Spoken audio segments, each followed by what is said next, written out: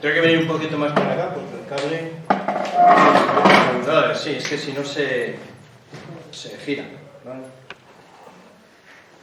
Vengo aquí a la extrema derecha.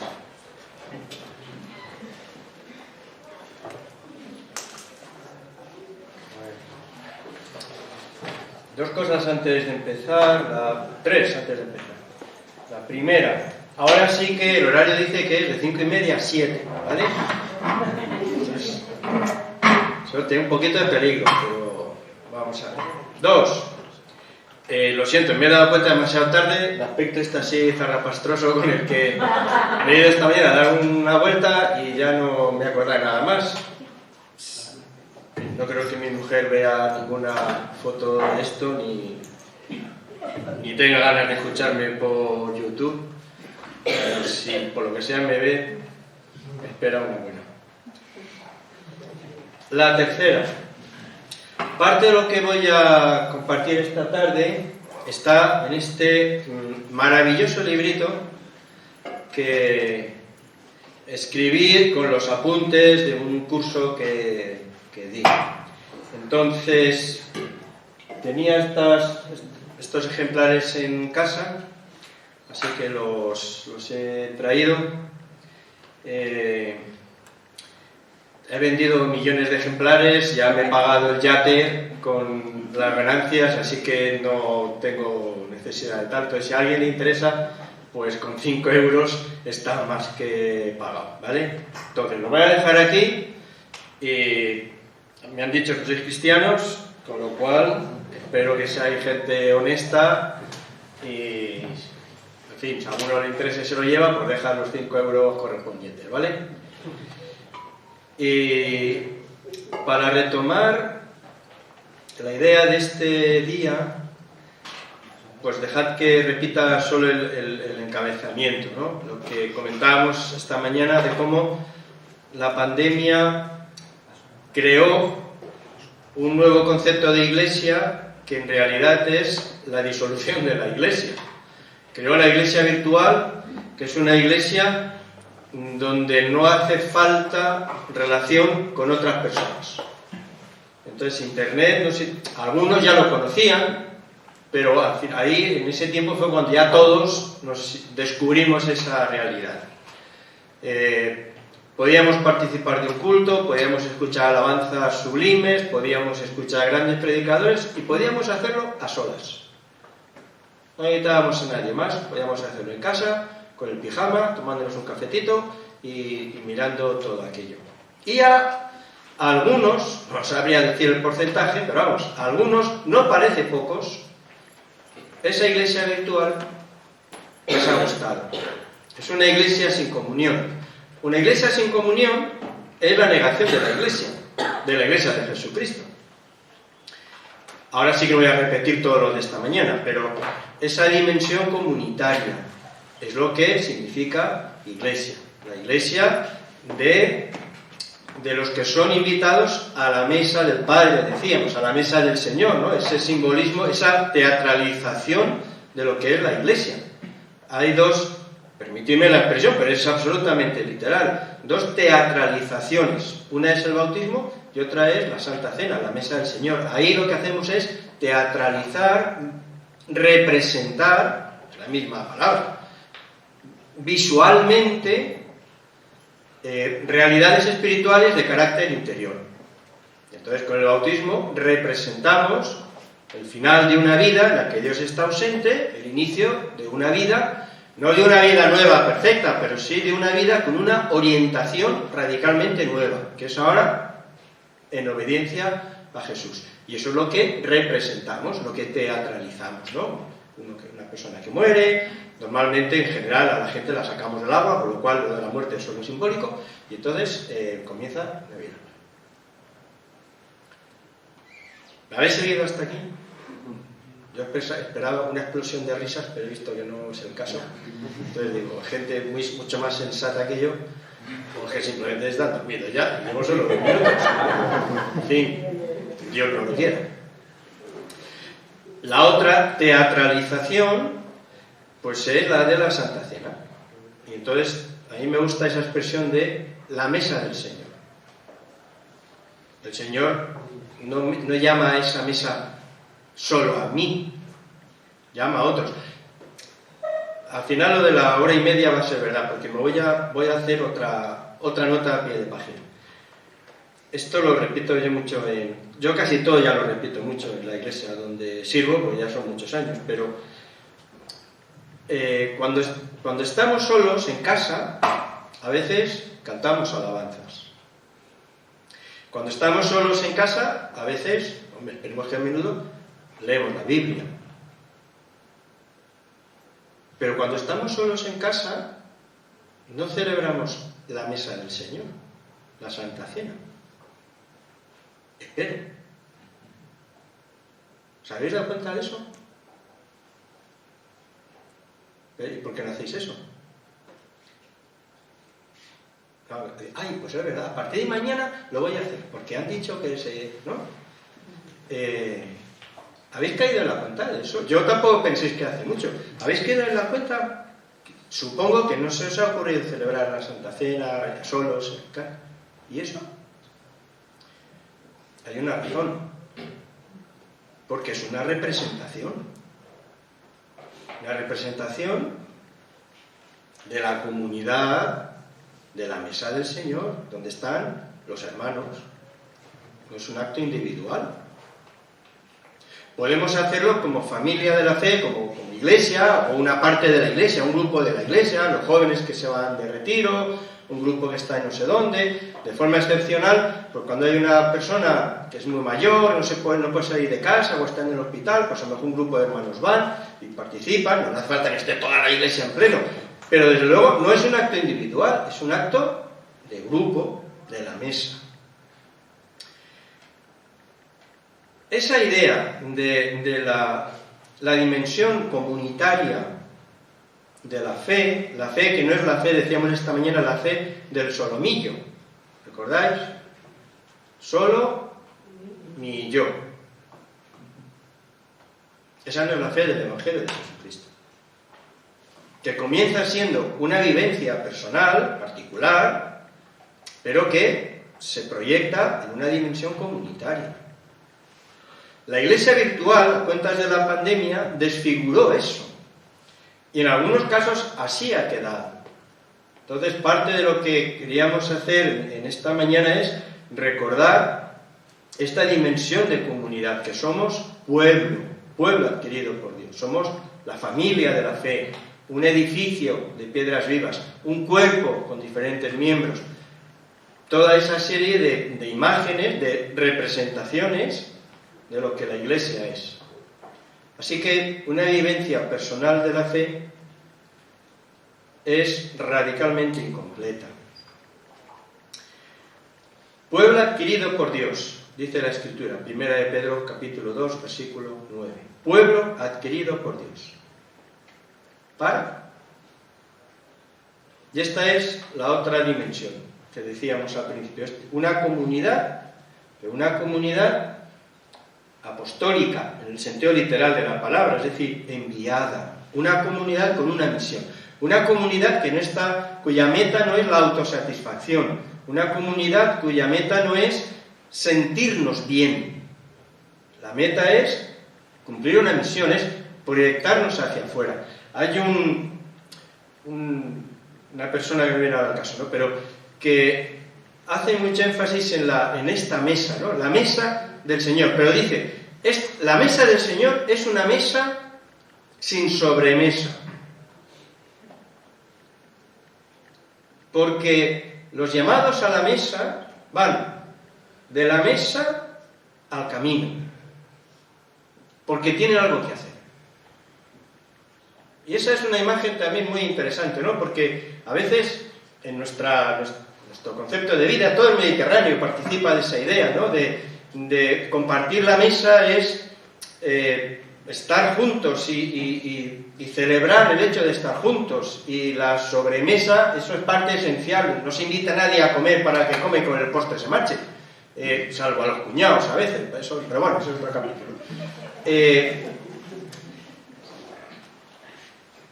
La sobremesa, ¿no? Estar juntos, relajados, charlar, sin prisa, todo eso. Bueno, en este sentido, la mesa del Señor no tiene esta sobremesa, porque la meta no es qué bien estamos, a ver cuánto podemos apurar. La mesa está para, digamos, cobrar fuerzas y volver al camino, porque hay una misión. Pueblo adquirido por Dios, para que anunciéis las virtudes de aquel que os llamó de las tinieblas a su luz admirable. Pueblo adquirido por Dios. Pueblo, familia, edificio, cuerpo. Para que anunciéis las virtudes de aquel que os llamó de las tinieblas a su luz admirable. En una definición muy teológica, pero Dios está en misión. Desde nuestro pecado, desde el inicio de la humanidad, desde la ruptura desde la quiebra de nuestra relación con Dios, Dios se puso en marcha, Dios se puso en camino para restaurar esa relación. Las promesas a Adán y Eva es el inicio de la historia de la salvación. Es Dios quien se pone en marcha. Y lo hace a impulsos del amor, porque el amor de Dios es un amor expansivo. Todo eso resumido en Juan 3:16. Por amor, de tal manera que Dios al mundo, por amor, Dios se puso en marcha, se movilizó y dio a su Hijo. Entonces, ni somos nosotros quienes tomamos la iniciativa de buscar a Dios, porque aún antes de pensar en Él ya se ha puesto en marcha en favor nuestro, a impulsos de su amor, y ni tampoco somos nosotros los que cumplimos una misión o nos ponemos una tarea como iglesia, porque es Dios quien está en misión, y es Dios quien nos invita a participar de su misión. Entonces, en su vocación de alcanzar en amor a todas las personas, de reconciliar a todas las personas, de restaurar a todas las... Eso lo está haciendo Dios. Lo sepamos o no lo sepamos, participemos o no participemos, nos volvamos de... O sea, es que Dios está en marcha. Dios está en movimiento. Dios está actuando en el mundo. Y invita a su iglesia, a la iglesia de Jesucristo, a sumarse a ese mover de Dios en favor de la humanidad. Por eso, decimos que la iglesia está en misión, pero no porque se le ocurre, no sé, al consejo de la iglesia o a la denominación, o se hace un plan. No, es porque queremos participar de aquello en lo que Dios ya está en marcha.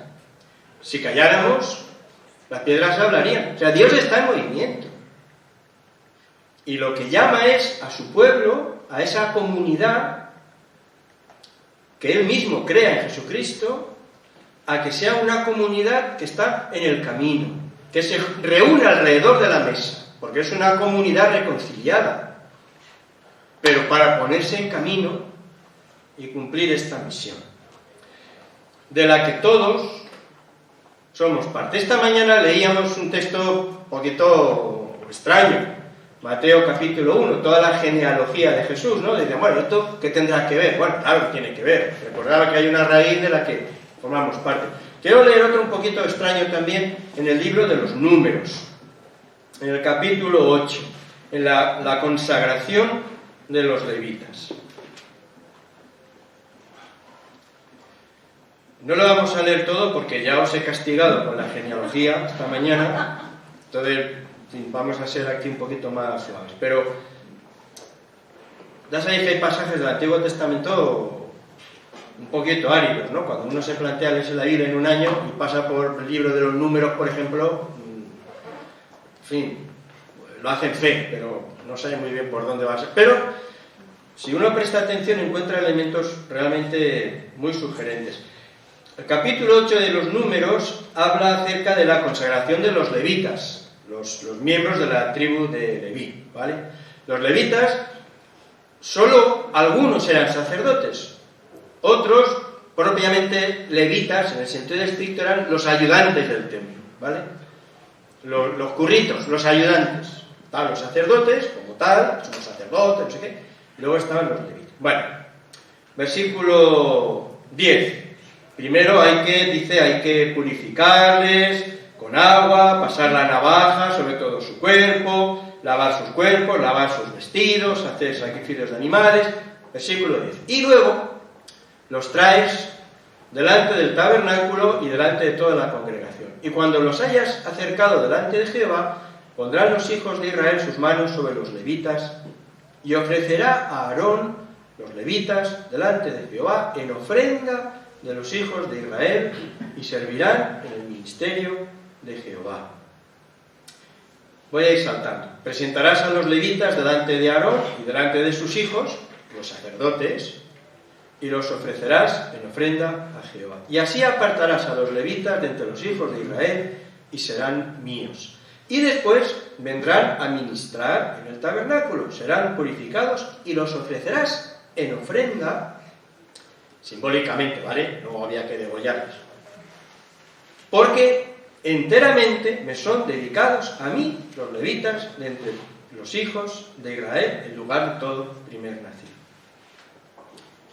18. He tomado a los levitas en lugar de todos los primogénitos de los hijos de Israel y he dado en don los levitas a Aarón y sus hijos, a los sacerdotes como ayudantes, para que ejerzan el ministerio de los hijos de Israel en el tabernáculo.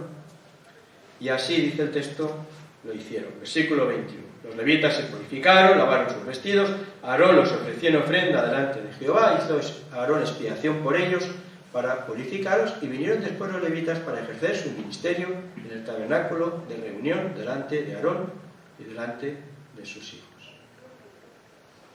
Por cierto, luego dice que participarían de las labores del templo a partir de los 25 años y se jubilarían a los 50. ¿Vale? A los 50 dice que ya, seguir el texto, ¿vale? Versículo 25. Harán guardia y tal, pero ya no servirán en el ministerio. Esto a mí me afecta de cerca porque estoy más o menos... Bueno, yo ya cumplí los 50 hace muchísimo tiempo, pero esto de la jubilación me ronda. Bueno,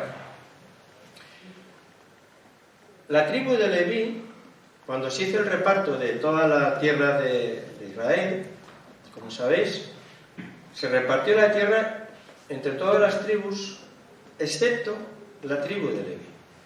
A ellos no se les asignó ninguna parcela. La tierra era el único bien con el que podían contar y lo único que les permitiría sobrevivir. Dios les dijo que a la tribu de Leví no se le daría ninguna porción de la tierra porque Dios mismo sería su herencia. Por eso es que cuando leemos de los sacrificios siempre se dice que hay una parte de lo que se sacrifica o de lo que se ofrenda en diezmo que es para los levitas, para que puedan comer.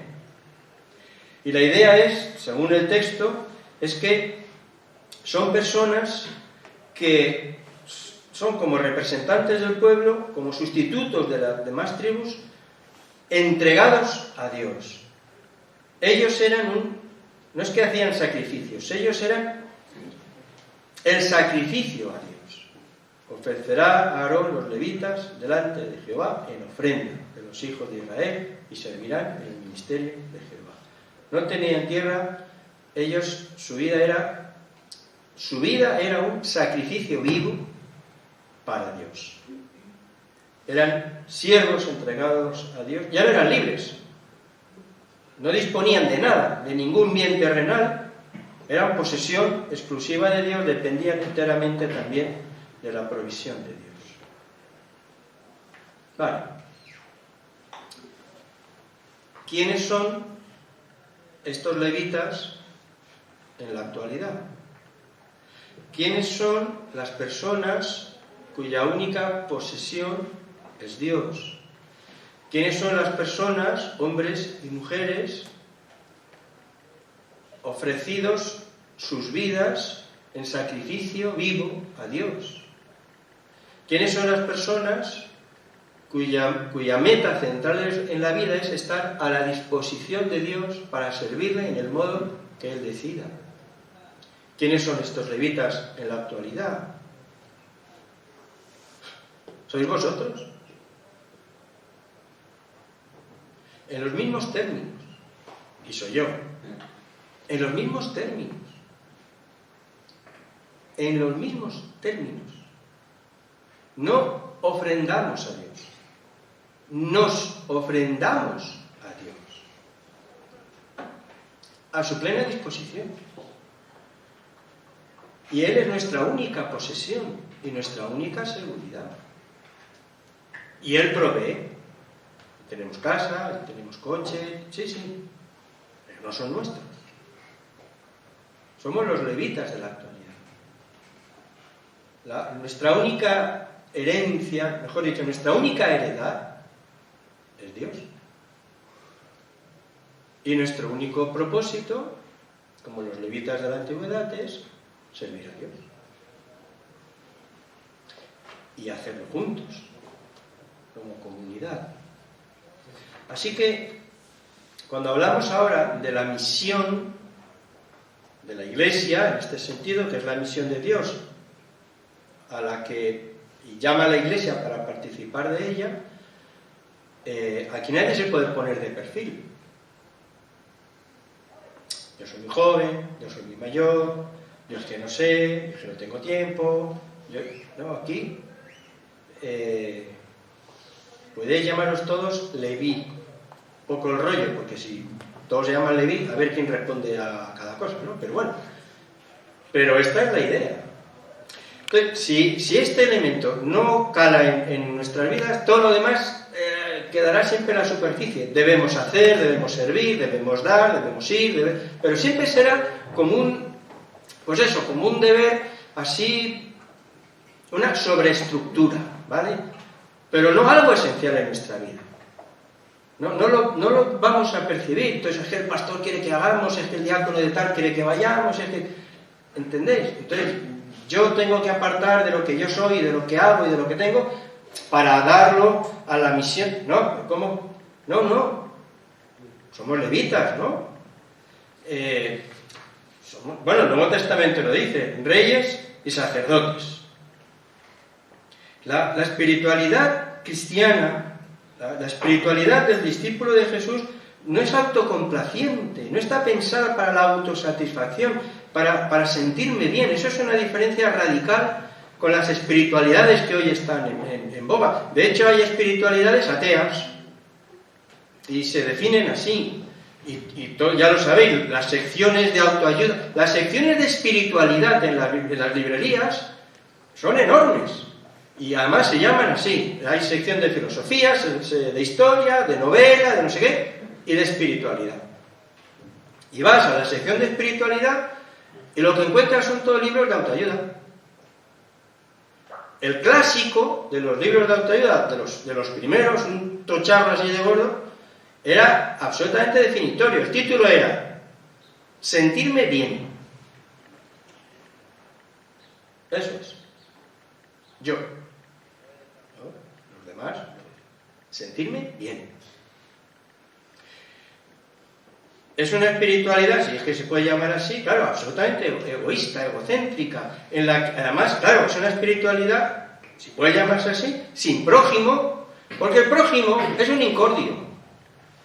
Dejo aparte los cuñados, pero ya es otro nivel. Pero, en general, el prójimo es un incordio.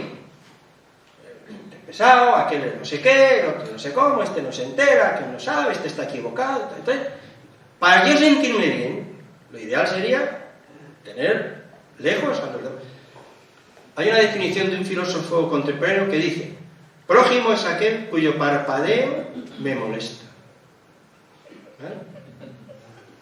Filósofo, Jean-Paul Sartre. El infierno son los otros. ¿Vale?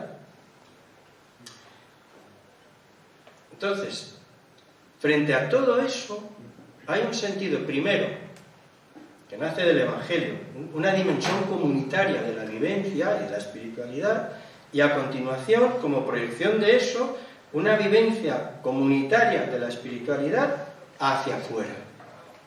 No pensando en el propio bienestar, no pensando en la propia satisfacción. No, la meta no es sentirme bien, la meta tampoco es sentirnos bien. La meta es salir al camino. De la mesa al camino, para que anunciéis las virtudes de aquel que os llamó de las tinieblas a su luz admirable. ¿Cómo se hace eso? Vamos a avanzar un poco más. ¿En qué consiste la misión? Simplificándolo mucho. Pues en proclamación y en encarnación. La proclamación es vital. Alguien decía que no debemos confundir el Evangelio con los frutos del Evangelio. Los frutos del Evangelio es el amor, la misericordia, pensando en el prójimo, ¿no? La misericordia, la generosidad, el cuidado, la atención al más necesitado. Esos son los frutos del Evangelio. A eso nos mueve el Evangelio. Pero el Evangelio propiamente es el anuncio salvador, reconciliador en Jesucristo. Ese es el Evangelio. Así lo anunció Juan el Bautista. He aquí el Cordero de Dios que quita el pecado del mundo. Así lo enseñó Jesús. Como Moisés levantó la serpiente en el desierto, es necesario que el Hijo del Hombre sea levantado para que todo aquel que en él cree no se pierda, mas tenga vida eterna. Así lo enseñaba dicen que es el primer credo de la Iglesia. Es un texto muy breve en el capítulo 15 de la primera epístola de Corintios. Dice Pablo: os enseño lo que yo recibí, aparte de lo de la Santa Cena, que Cristo murió por nuestros pecados. Que vino al mundo, escribe a Timoteo en la primera epístola, vino al mundo para salvar a los pecadores. Y lo dice el apóstol Pedro: él llevó nuestros pecados en su cuerpo sobre el madero, para que nosotros, estando muertos a los pecados, vivamos en justicia. Y lo enseña el apóstol Juan: Dios nos amó a nosotros, envió a su Hijo en propiciación por nuestros pecados. Es más, ese propósito salvador de Dios se da solo y exclusivamente a través de las iglesias de la web. Amén. No, ¿sí? Bueno, yo ya no estoy en la web, pero bueno, tampoco he predicado nunca en la web, ni a la CIEIDE, ni a la Feredia, ni a no sé qué. Nosotros predicamos a Jesucristo, ¿vale? Y Jesucristo no nos pertenece, no es propiedad nuestra. A veces predicamos: si tú quieres reconciliarte con Dios, hazte de los míos. De los míos. Porque yo tengo la doctrina exquisita. No. Hay un único mediador, es Cristo. Nosotros no predicamos nuestra base de fe, nosotros predicamos a Jesucristo. Y, hombre, esa fe nosotros la intentamos resumir en unas ideas fundamentales, pero es Cristo, no es...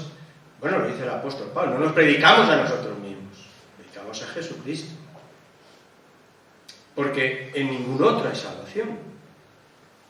Porque hay un solo Dios y un solo mediador entre Dios y los hombres, Jesucristo hombre. Esta es la proclamación. Y como decíamos, confundir el Evangelio con los frutos del Evangelio, eso es un error. Pero anunciar el Evangelio sin la evidencia de sus frutos, eso es negar el poder del Evangelio. Siempre he puesto el mismo ejemplo, pero uno, tampoco se me ocurre otro. Y luego, me parece que está bien llevado, ¿no? O sea, un calvo, señor sin pelo, un calvo puede anunciar cualquier cosa, excepto un crecepelo. Es que ahí, claro, pierde credibilidad, ¿no? Y calvo, empelúcate a ti mismo, diría aquel. Como, ¿por qué me cuentas? ¿No? Si tú te pones esto, verás una melena, ¿qué tal? Pero si no tiene usted ni un pelo, o sea, ¿por qué me dice? ¿Por qué me cuenta? Y en este sentido, es imposible predicar el Evangelio sin la autoridad que da una mínima encarnación de ese Evangelio, sin una mínima muestra de los frutos del Evangelio. Predicar el amor siendo un tipo vengativo, predicar la gracia siendo un tipo inquisitorial, predicar la misericordia siendo un avaro. ¿Qué me cuenta? Así que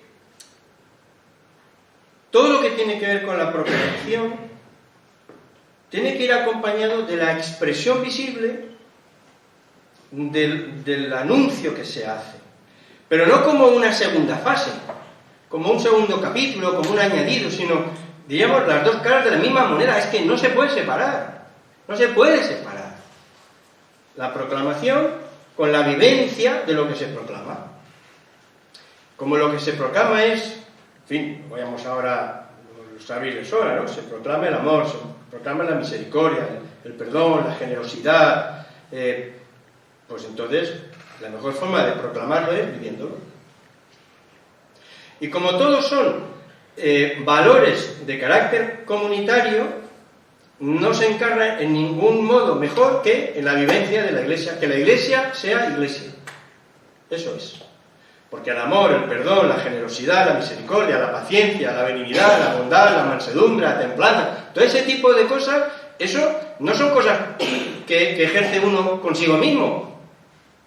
¿No? Me voy a perdonar, voy a ser generoso conmigo, me voy a pagar una comida que vas a ver, que voy a caer aquí reventado, ¿no? Voy a ser generoso conmigo, voy a tener paciencia conmigo, voy a amar... A ver, no, hombre, todo eso son valores que se expresan delante de otras personas, que es absurdo de otro modo. Por eso, tantas veces se ha dicho que la mayor aportación que la Iglesia puede hacer al mundo es que sea Iglesia, que viva los valores que proclama. Que está muy bien que haya grandes predicadores y teólogos como yo, sin ir más lejos, ¿no? Que sí, y que hablen y que expresen la verdad y que la defiendan. Perfecto. Pero eso es apenas nada hasta que toma cuerpo y se hace visible. Lo decíamos esta mañana, ¿no? Una manera en que la Iglesia expresa y proclama el Evangelio es, efectivamente, siendo Iglesia. ¿Qué quiere decir? Decíamos, ¿no? A ver, jóvenes y adultos, gente con estudios, gente sin estudios, gente de este país, gente del otro país, gente de diferentes idiomas, de diferentes clases sociales, gente que humanamente no tiene nada en común, que no se encontrarían nunca, que no coincidirían en nada, porque no tienen nada en común. Y sin embargo, se llaman hermanos y aspiran a vivir como tales.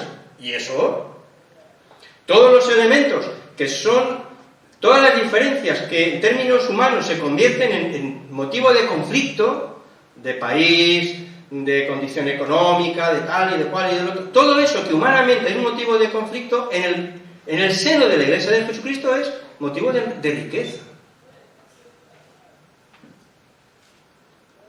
Y como esto, en todos los otros elementos. Cuando, y de esto hablaremos mañana, cuando en el poder del Espíritu Santo, porque si no, no hay manera humana, nunca mejor dicho, cuando en el poder del Espíritu Santo de Dios es posible vivir el prodigio de que las diferencias, incluso de opinión, esas diferencias, en lugar de producir ruptura, mantienen la armonía del cuerpo, eso es un milagro. Literalmente. Eso es un milagro. Porque en términos naturales, eso haría explosión. Lo vemos todos los días. Que eso no suceda, por eso, bueno, acabaremos donde tenemos que acabar, pero por eso es la...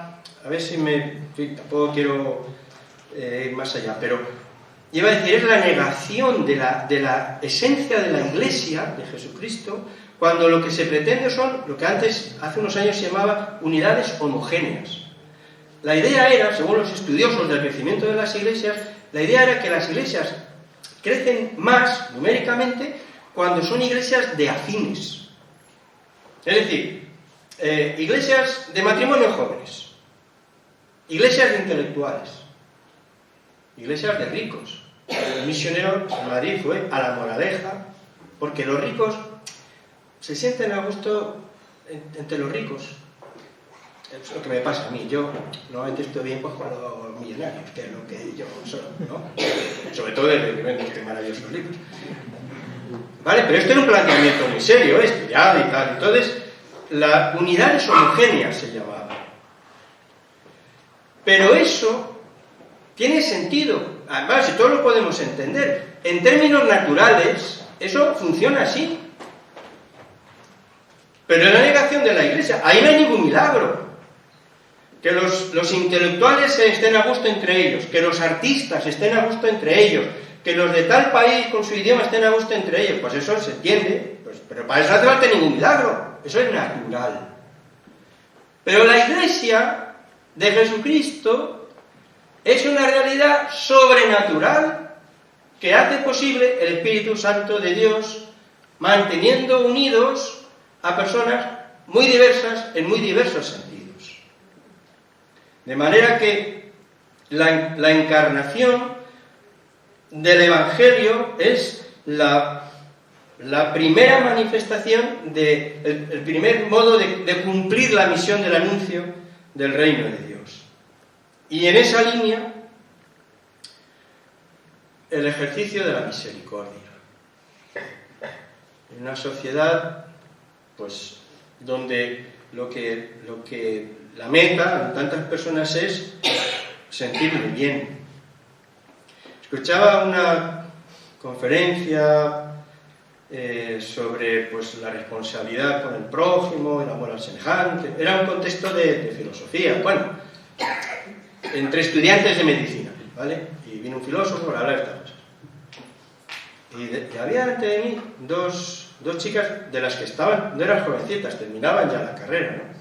Una decía a la otra, pues sí, salgo yo con la mañana de casa después de las noticias con todo lo que hay y voy ya con el rímel corrido. Claro, es mejor no saberlo. Es mejor vivir de espaldas a lo que sufren los demás, porque a mí es que me pone mal cuerpo. Hay una cosa muy interesante, curiosa pero significativa. En la parábola del hijo pródigo, si recordáis, dice el texto que el padre del hijo pródigo, cuando vio a su hijo venir y tal, fue movido a misericordia. Esa es la expresión, fue movido a misericordia. En la parábola del buen samaritano, pasó el sacerdote, pasó el levita, pasaron literalmente, y cuando pasó el buen samaritano, dice el texto que fue movido a misericordia. Yo no sé griego, manejo el alfabeto, en fin, poco más. Así que me fui a un Nuevo Testamento en griego para ver si era solo la forma en que está traducido al castellano. Es decir, que el padre del hijo pródigo y el buen samaritano sintieron la misma cosa, ¿no? Fueron movidos a misericordia. Entonces me fui al original, no fuera el caso que la traducción, y en griego, efectivamente, es la misma expresión. La misma. Eso es muy interesante. El padre del hijo pródigo fue movido a misericordia. El buen samaritano, a quien Jesús pone como modelo para nosotros, sintió lo mismo. Y tiene sentido que el carácter del padre termine impregnando de alguna manera el carácter de los hijos, ¿no? Y de alguna forma los hijos, aunque sea muy imperfectamente, puedan reproducir este mismo sentir del padre. Por eso, cuando decimos que la Iglesia está llamada a cumplir una misión de proclamación y de encarnación, decimos tres cosas. Vamos a intentar ser breves. Primero, la visibilidad. Decía un teólogo protestante que la Iglesia de Jesús, que quiere ser invisible, deja de seguirle. Hacernos visibles. Jesús no se quedó en el cielo, en la eternidad, en el clima agradable del reino de Dios, sino que bajó a la oscuridad del mundo, descendió a nuestro mundo, se dio a sí mismo, se hizo siervo, y se hizo siervo hasta la muerte. No vamos a leerlo porque lo tenéis todos en mente, ¿no? Cuando dice Jesús, vosotros sois la sal de la tierra, la luz del mundo, una ciudad en lo alto del monte. La luz como antiséptico, ¿no? Que frena la corrupción, la sal, perdón, la luz que alumbra, que da calor, la ciudad en lo alto, como una sociedad, como una sociedad, decía alguien, contrastante, que ofrece un contraste, que es una visibilidad contrastante. Es decir, mirad cómo se ama. Eso quiere decir ser contraste. En un mundo dividido, en un mundo roto, en un mundo egoísta, en un mundo enemistado, en un mundo tal, la Iglesia, ahí está. Imperfecta, limitada, pero da un testimonio distinto.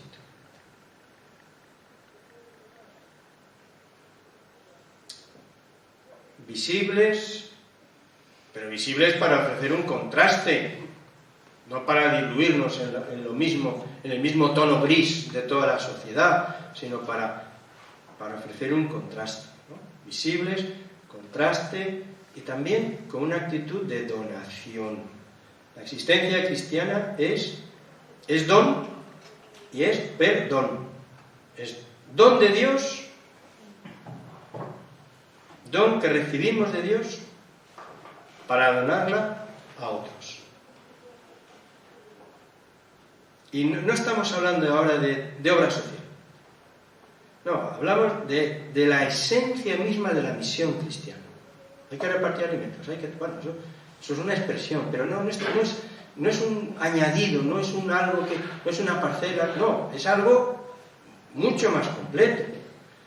Porque está en la esencia del corazón de Dios y en la esencia de la voluntad de Jesús para su iglesia. Jehová vuestro Dios, Deuteronomio, es Dios de dioses, Señor de señores, Dios grande, poderoso, temible, y de pronto que no hace acepción de personas, que no toma cohecho, que hace justicia al huérfano y a la viuda, que ama también al extranjero, dándole pan y vestido. Así que espero que podáis ver la secuencia, ¿no? Dios en Jesucristo levanta su iglesia para que sea una familia, una comunidad, un cuerpo, un edificio, pero para que lo sea no pensando en su propia satisfacción, sino para participar de una misión en la que Dios está en marcha, una misión que tiene que ver con la reconciliación de las personas con Él, una misión que consiste en la proclamación de estas verdades, pero que solo cobra autoridad cuando esa proclamación se hace desde la propia vivencia, desde la propia encarnación, y que se expresa en misericordia y se expresa en donación. Voy a terminar.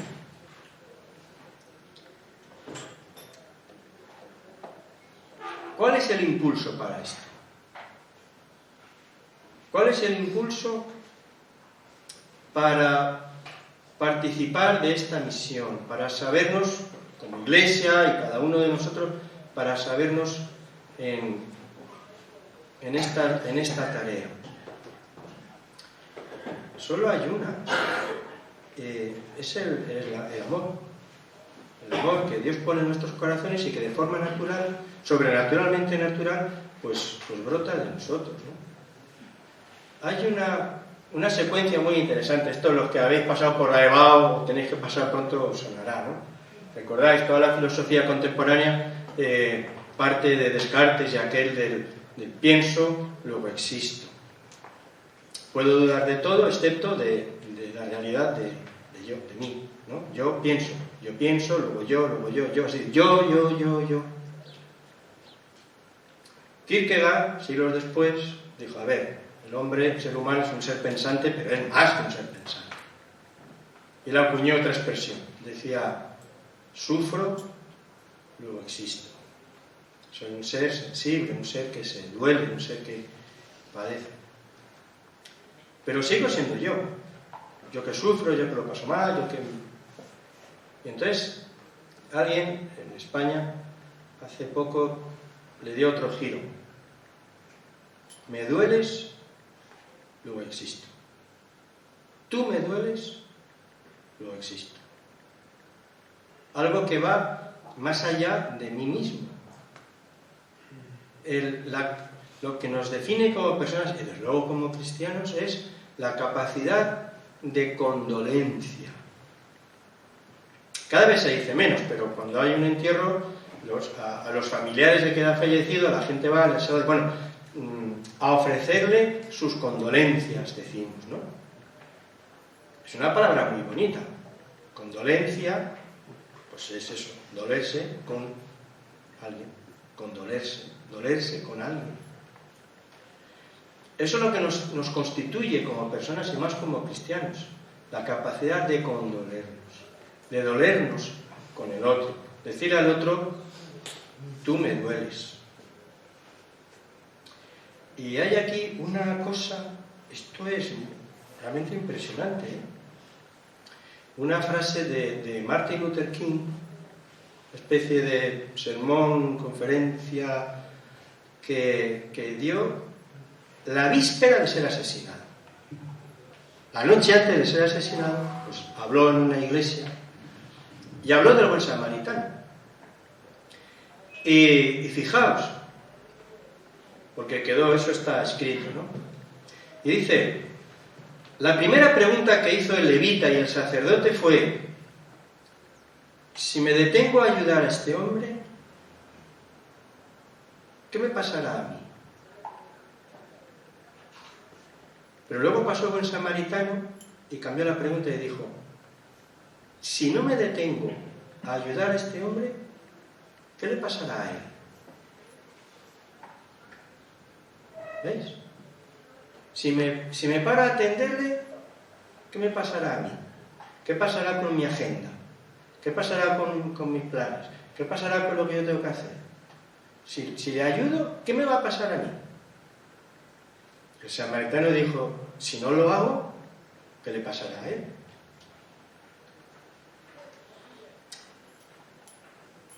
¿Por qué deberíamos pensar en el otro? ¿Por qué deberíamos ocuparnos del otro? ¿Por qué deberíamos responsabilizarnos del otro? ¿Por qué deberíamos responder responsablemente al otro? Pues porque así somos tratados por Dios. Otra vez, volvemos a lo que decíamos antes. Es que, ¿cómo podemos anunciar la gracia de Dios si no mostramos gracia con nuestros semejantes? Perdemos autoridad. Pero eso ya lo dijo Jesús. ¿Recordáis aquella parábola de un tipo que tiene una deuda con otro? Porque las parábolas de Jesús, muy curioso esto también, muy atractivo, porque digamos que son historias, pero llevadas al absurdo. Así, exagerando mucho para que se entienda bien. No leemos el texto, os acordáis, pero era una deuda enorme. El hombre dice, no, déjame, porque yo te lo pagaré. No lo podía pagar, era imposible pagar, porque lo que dice la deuda, aquella traducida a nuestros números, significaba una cantidad equivalente a 7 vidas. No lo podía pagar de ninguna manera, tenía que vivir 7 veces trabajando para pagarle esa deuda. ¿Vale? Pero dice el texto, otra vez, fue movida a misericordia y le perdonó. Y a continuación, la gente diciendo, madre mía, imaginaos, ¿no? La gente escuchando, qué historia, qué cosa, con esa deuda, ay, le perdona, pero ¿qué dice, madre mía? Y dice, bueno, espera, no he terminado. Porque entonces este hombre sigue y se tropieza con uno que le debía a él el equivalente a un mes de trabajo. Y le dijo lo mismo que había dicho él, perdóname, espera, yo te lo pagaré. Y dice Jesús que le cogió del cuello, el tipo que había sido perdonado, le cogió del cuello, dice el texto, le cogió del cuello y sacudiéndole le decía, no te dejaré si no me pagas en no sé cuánto está, ¿no? Entonces, ya está, no hace falta ni explicar lo que significa la palabra, es tan evidente, pero, bueno, esto nos pasa a nosotros, ¿no? Predicamos el perdón, no perdonamos, predicamos la generosidad y somos un poquito mezquinos, predicamos la gracia y somos terrible. Entonces, no. O sea, todo este vivir cristiano solo es posible cuando las verdades que conocemos y creemos se convierten en vivencia en nosotros. Como tantas veces hemos oído, ¿no? La distancia más larga que existe es la que va de aquí a aquí. Es verdad que sí. No es que no creamos las cosas, no es que seamos hipócritas, no, si las creemos, estamos convencidos. Pero no tocan el fondo de nuestra vida y no nos cambian. Esa es la obra del Espíritu de Dios, por eso me gustaría mañana cerrar sobre esto, porque si no, no es más que dar recomendaciones, ¿no? Y lo que necesitamos es vivirlas. Pero eso está solo en el poder de Dios. Bueno, afortunadamente está en el poder de Dios, quiere decir que podemos participar de eso. Así que, de nuevo, recapitulamos. Somos una comunidad, porque es lo que el Señor quiere, en Cristo, una familia, un pueblo, un edificio, un cuerpo. Lo somos, pero lo somos no para nuestra propia satisfacción, sino para ponernos en camino y participar de la misión en la que Dios está. Llamando a todos los seres humanos a la reconciliación con Dios por la fe en Jesucristo. Y ejercemos esa misión proclamando el Evangelio y encarnándolo, y haciendo que nuestra propia vida, tanto personal como comunitaria, sea testimonio de esta verdad que proclamamos, para que no seamos un grupo de calvos anunciando crecepelos. Y como eso se traduce en misericordia, la única forma de encontrar un estímulo suficiente como para vivir de forma misericordiosa es sabernos empapados de la misericordia con la que Dios nos trata a nosotros. Y que eso sea no solo un conocimiento de esta verdad, sino que el Espíritu de Dios la baje, ¿no? de aquí del coco a las entrañas, para que se exprese en nuestro vivir. Amados, si Dios nos ha amado así, debemos también amarnos nosotros los unos a los otros. Es verdad, es un desafío. Lo hemos intentado, lo intentamos, nos sale bastante regular, pero esto no es una ley que hay que esforzarse en cumplir así a toda costa. No, esto es algo que el Espíritu, la persona del Espíritu Santo, nos enseña y aplica a nuestra vida. Hay muchas formas de saber las cosas. Y hay muchas maneras de creer el Evangelio. No solo tú crees o no crees, no. Se puede creer de muchas maneras. Hay maneras de creer que no transforman la vida. Hay maneras de creer que no transforman el vivir. Y hay maneras de creer que renuevan el alma y cambian nuestra forma de vivir. Y eso es cuando el Espíritu del Señor toma las verdades que creemos, porque las creemos, y Él las convierte en vida. Y esa es nuestra esperanza. Si fuera y dependiéramos solo de nosotros, estamos perdidos, pero Dios, por la persona del Espíritu Santo, quiere afectar a nuestro vivir para poder cumplir también poderosamente esta misión. Como no habéis puesto todavía el reloj de pared propio de las iglesias al fondo, ni sé a qué hora empezar ni qué hora terminó, pero espero no haber sido demasiado pesado. Bueno, pues hasta aquí. ¿Vale?